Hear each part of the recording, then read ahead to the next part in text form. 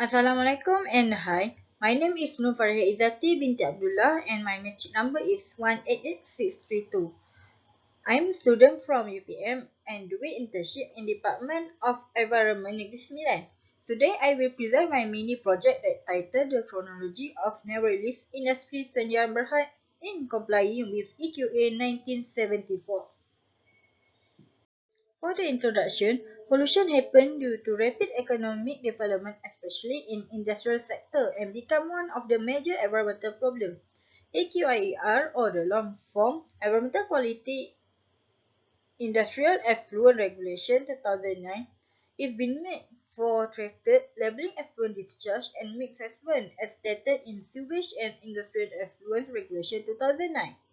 For the EQCAR 2014, or the long form Environmental Quality Clean Air Regulation, to control the emission of the air pollution release.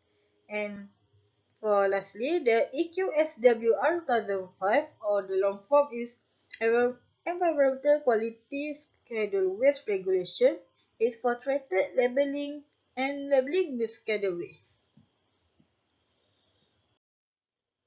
For the significant study of this mini project is to provide the chronological of the case study on how the premises and the DOE officers work on this case. And second, to identify the crucial parameters that cause the pollution. For the problem statement, this factory never released industry signal Berhad has the problem that it's improper storage of soda slush and lack maintenance for wastewater treatment on industrial effluent, and it causes illegal dumping of soda slush in behind their factory and cause the illegal pool form behind the factory. The effect is when the polluted pool become leak, they will flow through the river and the river will be polluted. For my research objective, the main objective is to study the case of never released industry Senja Berhad in complying with the EQA 1974, and it being supported by the other objective, that is to measure the soda slush SW204 generation that been treated and untreated. And second, to identify the total suspended solid TSS, chemical oxygen demand COD, and biochemical oxygen demand BOD load change in each investigation. For the methodology, for this case study, the study area was conducted at industrial area in Senawang in the state of Negeri Sembilan, Malaysia. This area is good especially for factories as they are far from the residential area. Research framework flowchart. The DOE Negeri Sembilan received 4 complaints from the public about the never released industry Senior Berhad. The complaint is about the illegal dumping on soda slush and cause stagnant and polluted pool occur, and the soda slush from polluted will flow through the river and pollute the river, cause the river become cloudy, and the silt become more thick than before. Uh, uh, before they before they visit the factory, they check the permit file in their maintenance, performance, record, and license for their effluent produce. After that, the enforcement visiting under EQA 1974 for inspection by the EO officer. Then the sample of effluent taken at final departure of the factory. Then the sample sent to chemistry department. After that, EO will write a report from the investigation about the area of managing their waste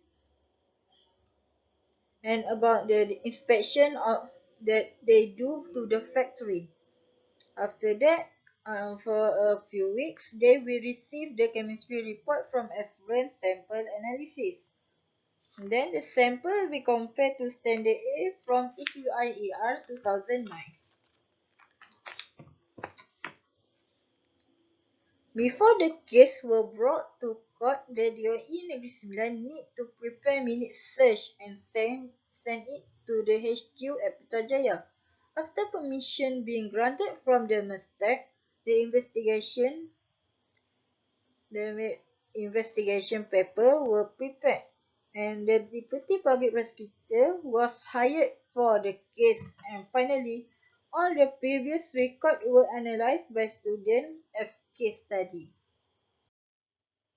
For the result and discussion, Objective 1, to measure the soda slush SW204 generation that been treated and untreated.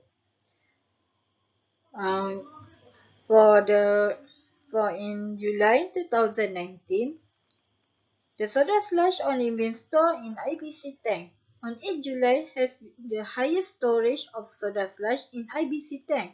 In this month, there is no wastewater treatment activity done by never released industry, neither sent it to recovery contractor. In meantime, the factory will forbid to continue their illegal dumping and anodizing the soda slush by DOE Negeri Sembilan. In August and September 2019, the factory sent the SW204 to another factory for recovery.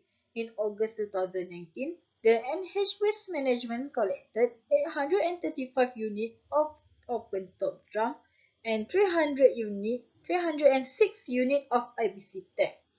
Only 133 units of IBC tank of soda slush that been treated by never release, and no collection of SW204 from recovery contractors.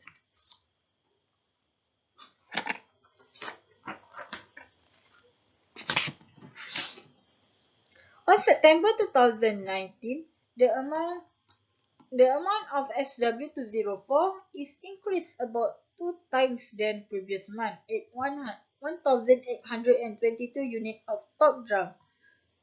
This is due to the never release activity in cleaning the polluted pool behind the factory.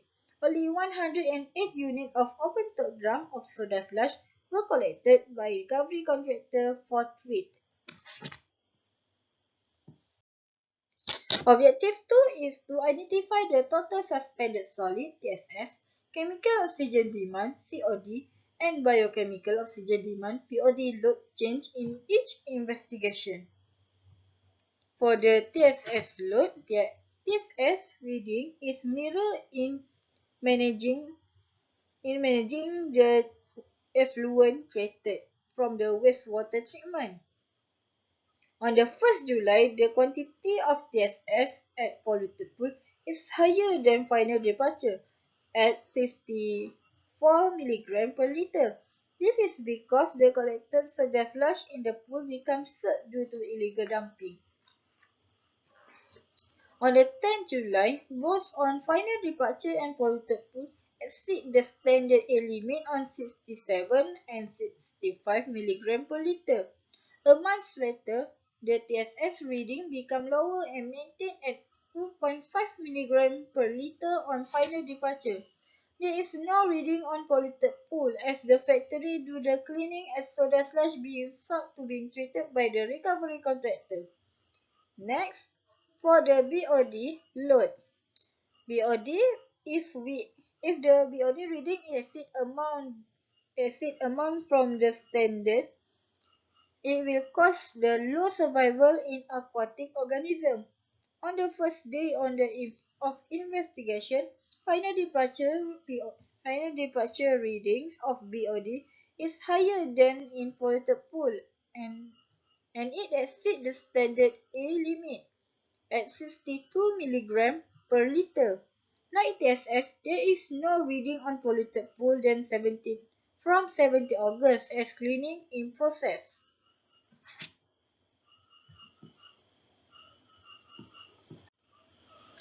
Then, chemical oxygen demand, COD, load. Like BOD, it also causes the survival of organism low, but more dangerous as it affects organic and non-organic livings. On the 1st July, both of the final departure and polluted pool has the highest COD reading at 114 and 180 mg per liter. After the inspection and the process of the factory becomes stopped for analyzing, their reading become lower at 31 and 37 milligram per liter. After a month, on 17 August, the reading on the final departure is 64 milligram per liter, and it's below the limit of the standard A on 80 milligram per liter, and followed by the another day and month on the 51 milligram per liter. After that, aluminium load. Because of extrusion aluminium element is unbearable factor for cause of pollution in illegal dumping. On the 1st July, the reading of the aluminium is on the polluted pool is higher from the standard A limit on 110. But after the process of anodizing being stopped by the factory and followed by the other investigation, the reading of the aluminium has become below the standard A. For the conclusion, the student needs to visit the factory with the environmental officer to gain the experience and learn more about the previous performance in EQA 1974. The students need to add more field observation method and do more face-to-face interview to get more precise information. There are more improvements can be made by the owner to apply the best available technology, or the short form is BAT, in their premise to reduce and control their pollution. That's all from me. Thank you.